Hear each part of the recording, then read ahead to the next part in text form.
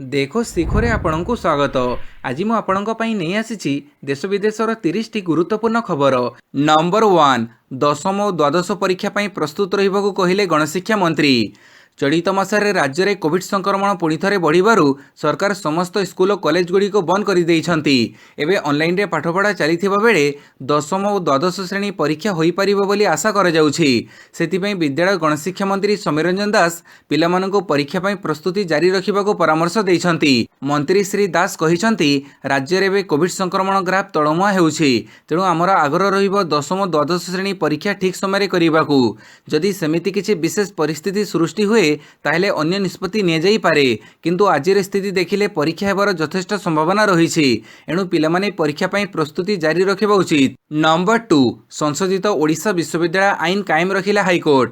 ରାଜ୍ୟ ସରକାରଙ୍କ ସଂଶୋଧିତ ଓଡ଼ିଶା ବିଶ୍ୱବିଦ୍ୟାଳୟ ଆଇନ କାଏମ ରଖିଲେ ହାଇକୋର୍ଟ। ସଂଶୋଧିତ ଆଇନକୁ ଚ୍ୟାଲେଞ୍ଜ କରି ଦାୟର ମାମଲାକୁ ହାଇକୋର୍ଟ ଖାରଜ କରିଦେଇଛନ୍ତି। ବିଶ୍ୱବିଦ୍ୟାଳୟ ସଂଶୋଧିତ ଆଇନ 2020 ଆଣିଥିଲେ ରାଜ୍ୟ ସରକାର। ୟୁଜିସି ନିୟମ ଉଲ୍ଲଂଘନ ଅଭିଯୋଗରେ କିଛି ଅଧ୍ୟାପକ ହାଇକୋର୍ଟ ଯାଇଥିଲେ। ରାଜ୍ୟର ବିଶ୍ୱବିଦ୍ୟାଳୟଗୁଡ଼ିକରେ କୁଳପତି ନିଯୁକ୍ତିରେ ଅତ୍ୟଧିକ ସରକାରୀ ପଦକ୍ଷେପ ନେଇ ଅଭିଯୋଗ କରିଥିଲେ। ନମ୍ବର 3, ବଜେଟ୍ ଅଧିବେଶନ। ଜାନୁଆରୀ 31ରେ ରାଷ୍ଟ୍ରପତିଙ୍କ ଅଭିଭାଷଣ। ସଂସଦର ବଜେଟ୍ ଅଧିବେଶନରେ ଲାଗୁ ହେବ କୋଭିଡ୍ ନିୟମ। ରାଜ୍ୟସଭାରେ ଗୃହ କାର୍ଯ୍ୟ ସକାଳ 9ଟାରୁ ଏବଂ ଲୋକସଭାରେ ଗୃହ କାର୍ଯ୍ୟ ଅପରାହ୍ନ 4ଟାରୁ ଆରମ୍ଭ ହେବ। ଏହି ନୂତନ ନିୟମ ଫେବୃଆରୀ 2ରୁ ସଂସଦରେ ଲାଗୁ ହେବ। ଜାନୁଆରୀ 31ରେ ସଂସଦର ଉଭୟ ଗୃହକୁ ସମ୍ବୋଧିତ କରିବେ ରାଷ୍ଟ୍ରପତି। ଫେବୃଆରୀ 1ରେ ସଂସଦରେ ଉପସ୍ଥାପିତ ହେବ ସାଧାରଣ ବଜେଟ୍। ନମ୍ବର 4, ଟିପିଏନ୍ଓଡିଏଲ୍ର ଇ-ବିଲିଂ ବ୍ୟବସ୍ଥା। ମିଳିବ 2% ରିହାତି ସୁବିଧା। ଟାଟା ପାୱାର ଓ ଓଡ଼ିଶା ସରକାରଙ୍କ ଯୌଥ ଉଦ୍ୟୋଗ ଟିପିଏନ୍ଓଡିଏଲ୍ ପକ୍ଷରୁ ବିଭିନ୍ନ ପ୍ରକାର ଡିଜିଟାଲ ବିଦ୍ୟୁତ୍ ବିଲ୍ ପୈଠ ବ୍ୟବସ୍ଥା ଗ୍ରହଣ କରାଯାଇଛି।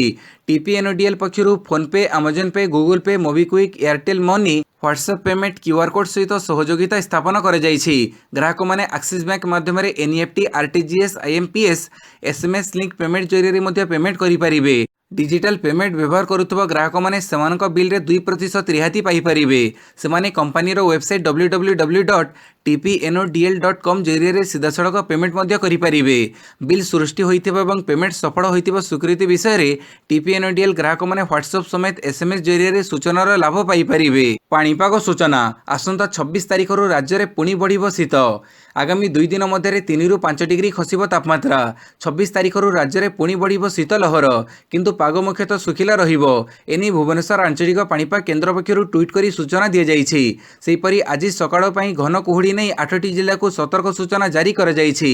ସେହି ଜିଲ୍ଲାଗୁଡ଼ିକ ହେଲା ବଲାଙ୍ଗୀର, ସୁବର୍ଣ୍ଣପୁର, ବୌଦ୍ଧ, କନ୍ଧମାଳ, କଳାହାଣ୍ଡି, ଅନୁଗୁଳ, ଢେଙ୍କାନାଳ ଓ କେନ୍ଦୁଝର। ଆଗାମୀ 24 ଘଣ୍ଟାରେ ସୁନ୍ଦରଗଡ଼, କେନ୍ଦୁଝର, ମୟୂରଭଞ୍ଜ, ବାଲେଶ୍ୱର, ଭଦ୍ରକ, ଯାଜପୁର, କେନ୍ଦ୍ରାପଡ଼ା, କଟକ, ଢେଙ୍କାନାଳ, ଜଗତସିଂହପୁର, ପୁରୀ, ଖୋର୍ଦ୍ଧା, ନୟାଗଡ଼, କନ୍ଧମାଳ, ଗଜପତି, କୋରାପୁଟ, ମାଲକାନଗିରି ଜିଲ୍ଲାରେ ଗୋଟିଏ ବା 2ଟି ସ୍ଥାନରେ ସ୍ୱଳ୍ପରୁ ମଧ୍ୟମ ଧରଣର ବର୍ଷା ହୋଇପାରେ। 26, 27 ଓ 28 ତାରିଖରେ ପାଗ ଶୁଖିଲା ରହିବ। ଏହି 3 ଦିନ ପାଗ ଶୁଖିଲା ରହିଲେ ମଧ୍ୟ ଶୀତର ପ୍ରକୋପ ବଢ଼ିବାର ସମ୍ଭାବନା ରହିଛି। ନମ୍ବର 6, ସାଧାରଣତନ୍ତ୍ର ଦିବସ ପାଇଁ ଦିଲ୍ଲୀରେ ଲାଗୁ ହେଲା କଟକଣା। ସାଧାରଣତନ୍ତ୍ର ଦିବସ ପାଇଁ ରାଜଧାନୀ ନୂଆଦିଲ୍ଲୀରେ ଲାଗୁ ହେଲା କଟକଣା। ରାଜଧାନୀ ନୂଆଦିଲ୍ଲୀରେ ସାଧାରଣତନ୍ତ୍ର ଦିବସ ପାଇଁ ଦିଲ୍ଲୀ ପୁଲିସ ପକ୍ଷରୁ ଗାଇଡ୍ଲାଇନ୍ ଜାରି କରିବା ସହ କଟକଣା ଲଗାଯାଇଛି। ଗାଇଡ୍ଲାଇନ୍ ଅନୁଯାୟୀ ଗଣତନ୍ତ୍ର ଦିବସ ସମାରୋହରେ ଯୋଗ ଦେବାକୁ ଥିବା ବ୍ୟକ୍ତିମାନେ ମାସ୍କ ପିନ୍ଧିବା ସହ ସାମାଜିକ ଦୂରତାକୁ ବାଧ୍ୟତାମୂଳକ କରାଯାଇଛି। ତା ସହ ଦିଲ୍ଲୀବାସୀଙ୍କୁ କୋଭିଡ୍ ଡବଲ ଡୋଜ୍ ଟିକା ନେବାକୁ ବାଧ୍ୟତାମୂଳକ କରାଯାଇଛି। ସାଧାରଣତନ୍ତ୍ର ଦିବସ ଉତ୍ସବରେ 15 ବର୍ଷରୁ କମ୍ ପିଲାଙ୍କୁ ଯୋଗ ନ ଦେବାକୁ ପରାମର୍ଶ ଦିଆଯାଇଛି। ଦିଲ୍ଲୀରେ ସୁରକ୍ଷାକୁ ଦୃଷ୍ଟିରେ ରଖି ବିଭିନ୍ନ ସ୍ଥାନରେ 27,732 ଜଣ ପୁଲିସ କର୍ମଚାରୀଙ୍କୁ ମୁତୟନ କରାଯାଇଛି। ନମ୍ବର 7, ଜାଲ ଭିନ୍ନକ୍ଷମ ସାର୍ଟିଫିକେଟରେ ଆଡମିସନ ମାମଲାର ହେବ ଖୋଳତାଡ଼। ଭଦ୍ରକ କଲେଜରେ ଜାଲ ଭିନ୍ନକ୍ଷମ ସାର୍ଟିଫିକେଟରେ ଆଡମିସନ ମାମଲାର ହେବ ଖୋଳତାଡ଼। ସବୁ ଭିନ୍ନକ୍ଷମ ସାର୍ଟିଫିକେଟ ଯାଞ୍ଚ ପାଇଁ ନିର୍ଦ୍ଦେଶ ଦେଲେ ଉଚ୍ଚଶିକ୍ଷା ସଚିବ। ସେଥିପାଇଁ ସବୁ ସରକାରୀ ଓ ବେସରକାରୀ କଲେଜ ଅଧ୍ୟକ୍ଷଙ୍କୁ ଚିଠି ଲେଖିଛନ୍ତି। ଜିଲ୍ଲାର ସିଡିଏମ୍ଓଙ୍କ ଦ୍ୱାରା ସବୁ ଭିନ୍ନକ୍ଷମ ସାର୍ଟିଫିକେଟ ଯାଞ୍ଚ ନିର୍ଦ୍ଦେଶ। ଯାଞ୍ଚରେ ଯଦି କେହି ଫେକ୍ ଜଣାପଡ଼ିଲା ତାହେଲେ କାର୍ଯ୍ୟାନୁଷ୍ଠାନ ନେବାକୁ ନିର୍ଦ୍ଦେଶ ଦେଇଛନ୍ତି ଉଚ୍ଚଶିକ୍ଷା ସଚିବ। ଜାଲ ସାର୍ଟିଫିକେଟ ଦେଇଥିବା ପିଲାଙ୍କ ଆଡମିସନ ରଦ୍ଦ ସହ ସ୍ଥାନୀୟ ଥାନାରେ ଏତଲା କରିବାକୁ ନିର୍ଦ୍ଦେଶ ଦିଆଯାଇଛି। ଜାଲ ଦିବ୍ୟାଙ୍ଗ ସାର୍ଟିଫିକେଟ ଦେଇ ଭଦ୍ରକ କଲେଜରେ ଆଡମିସନ ଅଭିଯୋଗ ହୋଇଥିଲା, ଯାହାଫଳରେ 80% ମାର୍କ ରଖି ପିଲା ସିଟ୍ ପାଇନଥିଲେ, ଅଥଚ 40% ମାର୍କ ଥିବା ପିଲା କଲେଜରେ ନାଁ ଲେଖାଉଥିବା ଅଭିଯୋଗ ହେଉଥିଲା। ଏହାକୁ ନେଇ ଏବିଭିପି ପକ୍ଷରୁ ଭୁବନେଶ୍ୱର ମାଷ୍ଟର କ୍ୟାଣ୍ଟିନ ଛକରେ ବିକ୍ଷୋଭ ପ୍ରଦର୍ଶନ କରାଯାଇଥିଲା। ଏବିଭିପି ଅଭିଯୋଗ ଅନୁସାରେ ଏହି କଲେଜରେ ବେଆଇନ ତଥା ଜାଲ ସାର୍ଟିଫିକେଟରେ ଆଡମିସନ କରାଯାଇଛି। ଏହା ପଛରେ ବିଜେଡିର ରାଜ୍ୟ ଯୁଗ୍ମ ସମ୍ପାଦକଙ୍କ ହାତ ରହିଛି। ନମ୍ବର 8, ପ୍ରଧାନମନ୍ତ୍ରୀ ରାଷ୍ଟ୍ରୀୟ ବାଲ ପୁରସ୍କାର ପାଇଲେ ନବରଙ୍ଗପୁର ଛାତ୍ରୀ ବନିତା ଦାସ। ଚଳିତ ବର୍ଷର ପ୍ରଧାନମନ୍ତ୍ରୀ ରାଷ୍ଟ୍ରୀୟ ବାଲ ପୁରସ୍କାର ପାଇଲେ ଓଡ଼ିଶାର ଛାତ୍ରୀ ନବରଙ୍ଗପୁର ବନିତା ଦାସ। एथिपाई तांको 1 लाख टंका पुरस्कार और ई प्रमाणपत्र प्रदान कर ଏହି ଅବସରରେ କେନ୍ଦ୍ର ମହିଳା ଶିଶୁ ମନ୍ତ୍ରଣାଳୟ ପକ୍ଷରୁ ବିଭାଗୀୟ ମନ୍ତ୍ରୀ ସ୍ମୃତି ଇରାନୀଙ୍କ ପୌରୋହିତ୍ୟରେ ଆୟୋଜିତ କାର୍ଯ୍ୟକ୍ରମରେ ପ୍ରଧାନମନ୍ତ୍ରୀ ନରେନ୍ଦ୍ର ମୋଦି ଯୋଗଦେଇ ଆଭାସୀ ମାଧ୍ୟମରେ ପୁରସ୍କାର ପାଇବାକୁ ଥିବା ଦେଶର କୃତି ଛାତ୍ରଛାତ୍ରୀମାନଙ୍କ ସହିତ କଥା ହୋଇଥିଲେ। ବନିତାଙ୍କୁ ମହାକାଶ ବିଜ୍ଞାନରେ ଏକ କ୍ଷୁଦ୍ର ଗ୍ରହ ଆବିଷ୍କାର, କୋଭିଡ୍ ଦାଉରୁ ବିଦ୍ୟାଳୟର ଛାତ୍ରଛାତ୍ରୀମାନଙ୍କୁ ସୁରକ୍ଷା ଦେବା ପାଇଁ ନିର୍ମିତ ସ୍ୱଚାଳିତ ସାନିଟାଇଜ୍ ବିଦ୍ୟାଳୟ ବ୍ୟାଗ୍ ଓ ସ୍ୱଚ୍ଛତା ଅଭିଯାନରେ ନର୍ମଦା ନଦୀର ଉଦ୍ଗମ ସ୍ଥଳରେ କରିଥିବା ପ୍ରକଳ୍ପ ପାଇଁ ଏହି ପୁରସ୍କାର ପ୍ରଦାନ କରାଯାଇଛି। ସେ ଚଳିତ ବର୍ଷ ଓଡ଼ିଶାରୁ ଏହି ପୁରସ୍କାର ପାଇ ସମଗ୍ର ରାଜ୍ୟକୁ ଗର୍ବିତ କରିଛନ୍ତି। ନମ୍ବର 9 ରାତିରେ ଟ୍ରେନ୍ ଯାତ୍ରାକୁ ନେଇ ଜାରି ହେଲା ନୂଆ ଗାଇଡଲାଇନ୍। ରାତିରେ ଟ୍ରେନ୍ ଯାତ୍ରାକୁ ଅଧିକ ଆରାମଦାୟକ ଏବଂ ଉପଭୋଗ କରିବା ପାଇଁ ରେଳବାଇ ବୋର୍ଡ ସମସ୍ତ ଜୋନାଲ ରେଳବାଇଙ୍କୁ ନିର୍ଦ୍ଦେଶ ଦେଇଛି। ବର୍ତ୍ତମାନ ଯାତ୍ରୀମାନଙ୍କ ସୁବିଧା ପାଇଁ ରେଳବାଇ ଏକ ବଡ଼ ନିଷ୍ପତ୍ତି ନେଇଛି। ଏଭଳି ଅଭିଯୋଗ ଆସିବା ପରେ ତୁରନ୍ତ କାର୍ଯ୍ୟାନୁଷ୍ଠାନ ଗ୍ରହଣ କରାଯିବ ବୋଲି ରେଳବାଇ ନିଷ୍ପତ୍ତି ନେଇଛି।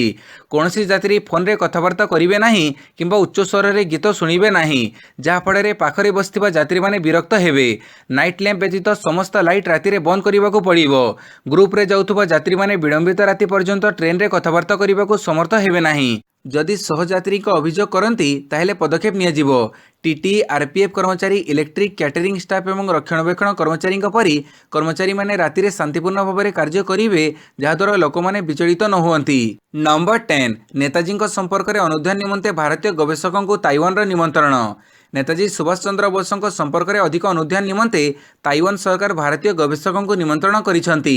ନେତାଜୀଙ୍କ ସମ୍ପର୍କରେ ଅନେକ ତଥ୍ୟ ତାଇୱାନର ଜାତୀୟ ସଂଗ୍ରହାଳୟରେ ରହିଥିବା ବେଳେ ଏହା ଉପରେ ଗବେଷଣା ନିମନ୍ତେ ସରକାର ଆଗ୍ରହ ପ୍ରକାଶ କରିଛନ୍ତି। ତାଇୱାନରେ ନେତାଜୀ ଶେଷ ଥର ପାଇଁ ଦେଖାଦେଇଥିଲେ। 1945ରେ ନେତାଜୀ ତାଇୱାନରେ ନିଖୋଜ ହୋଇଯାଇଥିଲେ। ଏଠାରେ ବିମାନ ଦୁର୍ଘଟଣାରେ ସେ ପ୍ରାଣ ହରାଇଥିବା ନେଇ କୁହାଯାଇ ଆସୁଅଛି, ମାତ୍ର ଏ ସମ୍ପର୍କରେ ସ୍ପଷ୍ଟ ତଥ୍ୟ ମିଳିପାରି ନାହିଁ।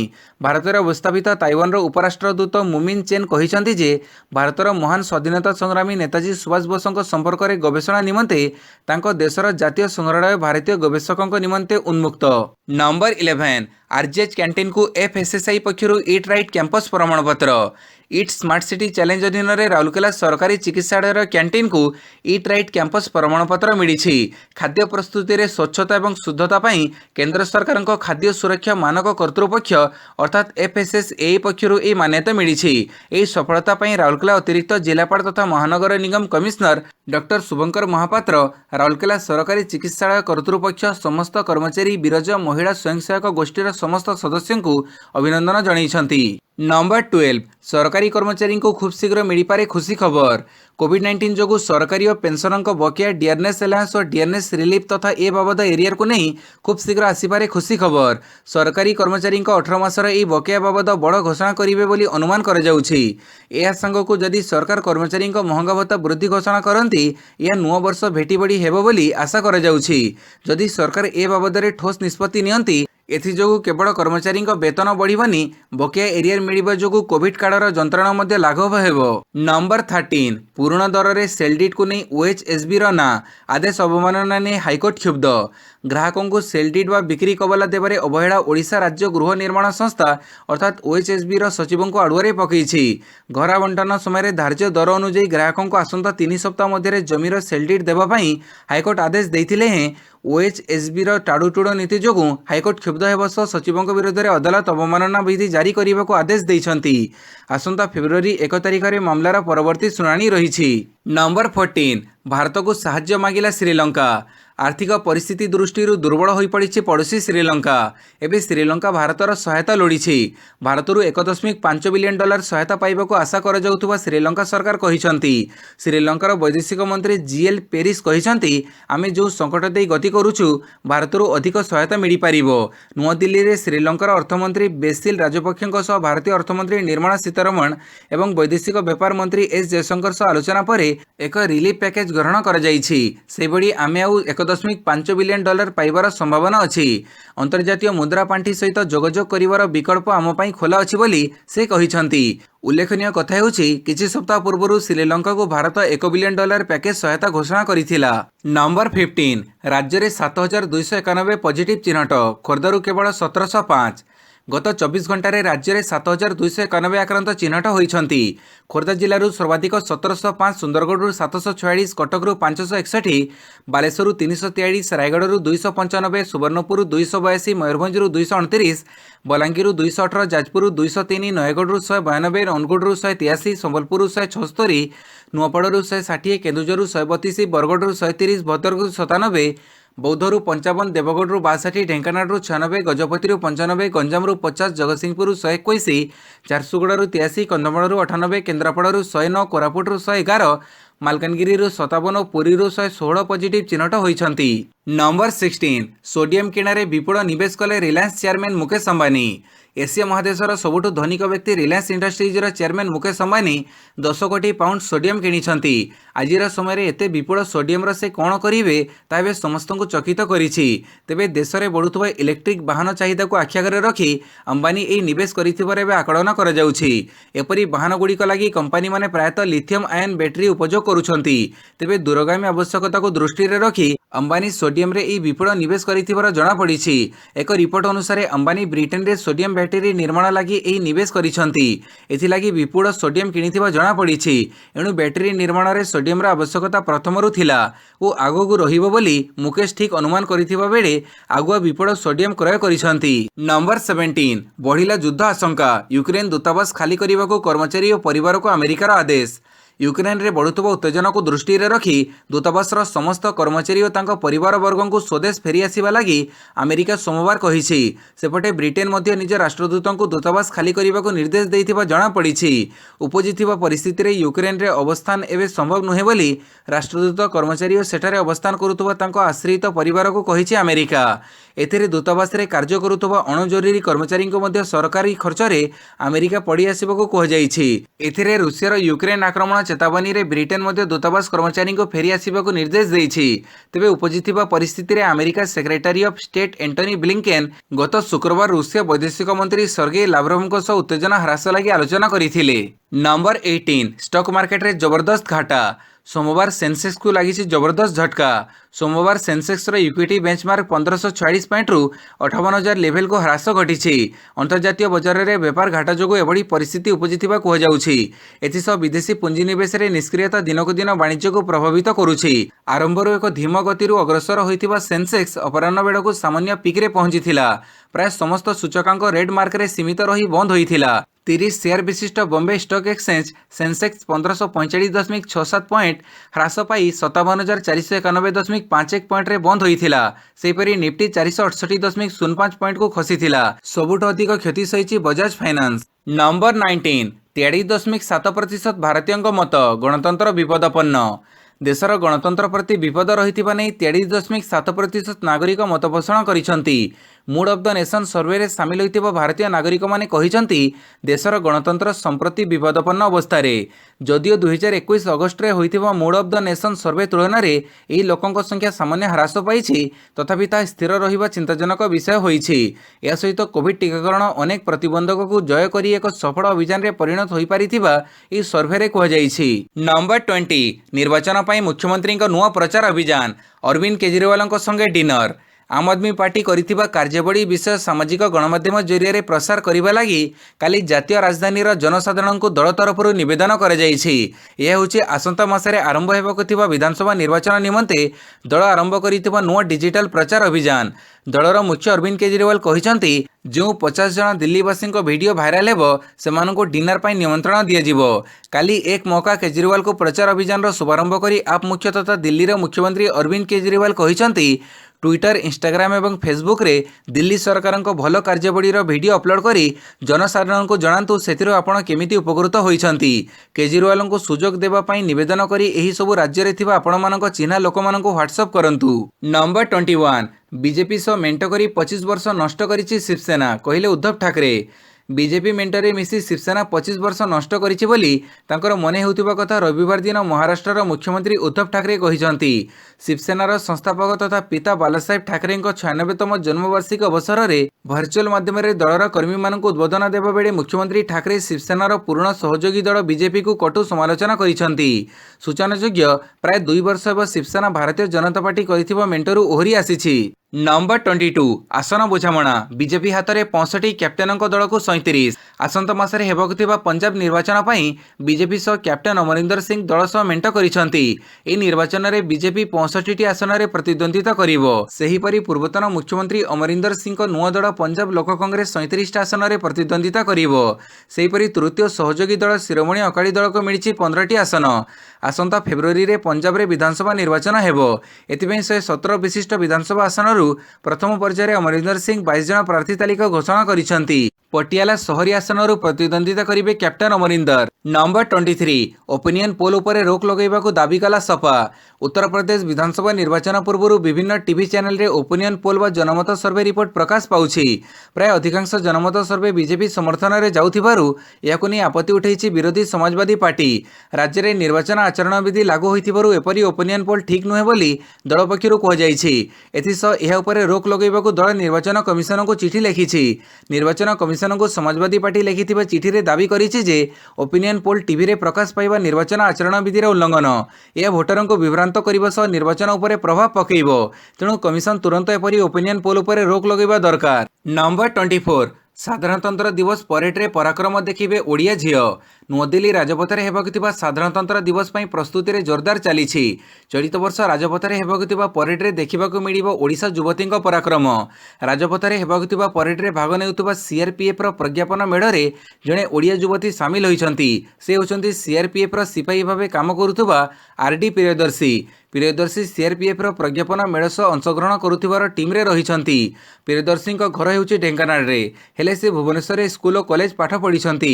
2017 मसीह से सीआरपीएफ रे जोग देइथिले। तेबे प्रियदर्शी व्यतीत आउ जणे ओडिया मध्य सीआरपीएफ प्रज्ञापन मेढ़ टीम रे थिबा जणा पड़िछि। नंबर 25 विधानसभा निर्वाचन पई प्रार्थी घोषणा कला सपा। यूपी विधानसभा निर्वाचन पई समाजवादी पार्टी सोमवार प्रार्थी तालिका प्रकाश करिछि।